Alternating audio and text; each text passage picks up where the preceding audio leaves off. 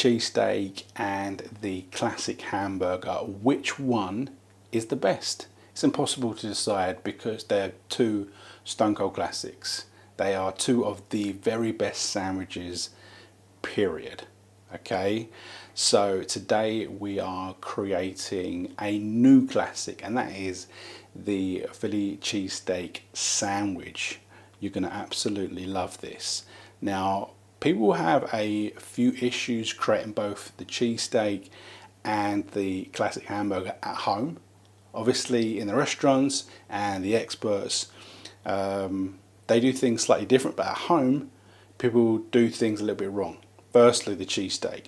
What they do is they slice the beef too thick, okay, and it all becomes a bit chewy, and or they don't use enough cheese, okay. With regards to the burger, it's simple. Everyone is absolutely obsessed with getting the Instagrammable burger. They want something that is about a foot high that they can say, man, look at how amazing this burger is. But if you look at this and then look at that, there's a difference there. For it to be a hamburger, you need to be able to grab it and take a big old bite out of it and enjoy it. If you can't do that, if it's a knife and fork job, it's not a hamburger, okay? So, let's get started with the Philly cheesesteak burger. Let's cook. Alright mate, I can tell that you are excited to get this one in your gob, and I don't blame you. So this is the shopping list for the Philly cheesesteak burger. And of course, the star of the show, like always, is going to be your steak. You're going to want ribeye steak because it's packed with so much flavour. You wouldn't believe. You're going to want some mince beef, some ground beef, okay? You're going to want some ground black pepper so you can season those bad boys. You're going to want an onion because that's what makes a cheesesteak. You're going to want some burger buns. Now, I like the sesame seed ones. They're my favourite, okay? Rather them than the brioche. That's a personal preference. Then you're going to want to make the sauce. Now, in America, this is called Cheese Whiz. We don't really have our version, but it's a great little sauce. It's made with evaporated milk, cheddar cheese, and some cheese slices. So let's get cracking, okay? So we're going to dice up an onion. You're probably only going to want about 1/3 per person. So dice it out you would. Make sure you get it in the bowl.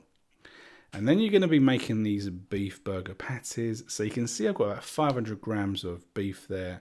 So this will make 4, approximately 125 grams per burger. Just start squeezing that till it forms, sort of shape that you'd be thinking about.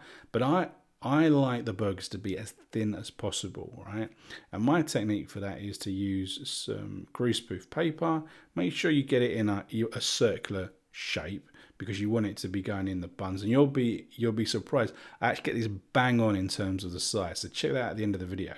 Put it between 2 sheets of greaseproof, and then get this pan and put all your weight so it is thin as possible. You don't want the burgers too thick. That's my personal opinion. You want them to be nice and caramelized and have so much flavor, okay? And also they only take a few minutes to cook. You don't want anything rare. So you'll get these burgers ready for the pan, okay? But then we've got our steak. And as you can see, the steak is looking a bit dark. And the reason for that is because I actually put it in the freezer for about 10-15 minutes while I was sorting everything up. And this makes it easier to slice, because if you let your steak go into room temperature, it is going to be so super soft. It's not going to be that manageable. As you can see, I'm using a really super sharp fillet knife there, and I'm just running through the beef. And you can see, because it's holding firm, it's not bending up, it's not being compressed in. But you want to go as thin as possible. Ideally even thinner than what I've done there. Do your best, because when you have a Philly cheesesteak, they've got the equipment to really slice the beef super thin. But again, you'll see how sharp this knife is when I just start running through it just to get it into little tiny thin chunks, just glides through it. So make sure you've got a sharp knife. Okay, that's the key to it, is to have a nice sharp knife that you can run through your beef. So now we're actually on the cooking stage. Let's get 2 pans on. The first one, you're going to throw in the onion and you're going to start cooking that until it goes translucent, but you don't want to start burning it or caramelize it or anything. It's not necessary. Just make sure it starts going translucent, then pour it to one side and throw in your beef. Now you want to start cooking it. This is like a medium heat, by the way. And start separating your beef so it isn't stuck together, because you're going to want that to be all separate with your onions and your sauce later down the road. Okay, so just leave that to cook, and then get your second pan, a little saucepan, and you're going to put in half a can of this evaporated milk. And this is how we're going to make this sauce, and these are the only ingredients in this sauce. So we've got that evaporated milk, we've got cheddar cheese, a whole massive handful of that. So put that in there and try not to make a mess, because we all know who gets to clear this up. And then chuck in your cheese slices. So just tear them up, chuck them in. Doesn't really matter, because it's going to melt. Won't take very long at all. So that's on some heat, and just start stirring that. It's going to take a couple of minutes to start really melting and become one. Don't forget to check your beef and stir that. Keep mixing it around, so it cooks through. And continue to stir your sauce till it's completely melted.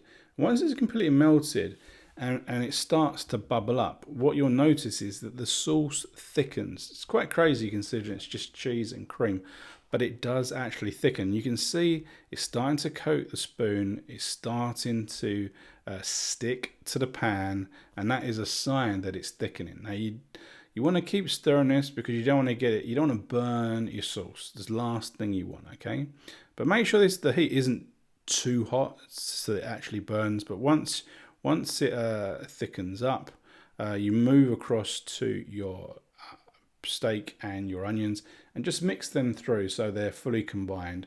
And you'll see the sauce is nice and thick here, nice and thick. And what you'll do is you'll pour half the sauce in with your mixture, so it combines through. Okay, that's really important, so it combines through. And then put that to one side, and then we're going to cook this burger. So season your burger nice and nice and well with your pepper and salt, and then chuck this in the pan. I've sped this up, seasoned the other side, but you can see how much it contracts when it starts to cook. It's a thin burger, and it's only going to take only takes a couple of minutes each side. But once the first side's done, you'll know. Flip it over, look at that caramelization. This is a proper burger, and this is going to be so flavorful. Okay, so that's ready to plate up, and we're all excited for this moment, this big unveil, where the burger lands in the burger bun, and it is the perfect size, and the crowd go wild. Look how well that was put together. Brilliant stuff. So we'll get a little bit of the cheese sauce that we had left over. Just put it on the bottom or on the top of the burger. And then we got our mixture. Our Philly cheesesteak mixture. Look at this. Look how good that is. So you get a nice mound of the Philly cheesesteak. You can see you've got the steak, you've got the onions, you've got that sauce. Awesome stuff. And then top it up with some more sauce, because why not? Why the hell not? And that's it. It's done. Pick the scraps up, stick them in your gob, and then put the burger bun lid on your burger, and it is ready. It's ready for that taste test. So let's get started and see what the fella thinks. Philly Cheesesteak Burger is complete. It's another new classic. So let's go for the taste test. It is definitely going to be a bit messy. I know that for sure. And it's going to go all over. It's So they go all over the floor. So I might just take my old board to avoid clearing up. So let's just take a bite.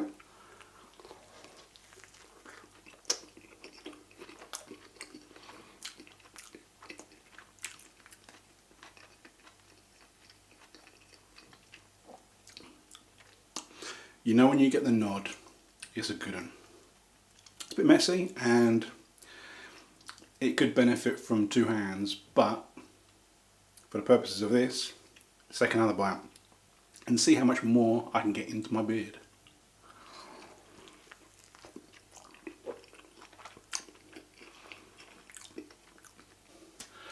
I'm going to be 100% honest. That, I think, might be one of my favourite burgers I have ever had. And I'm not just saying that, it was damn incredible.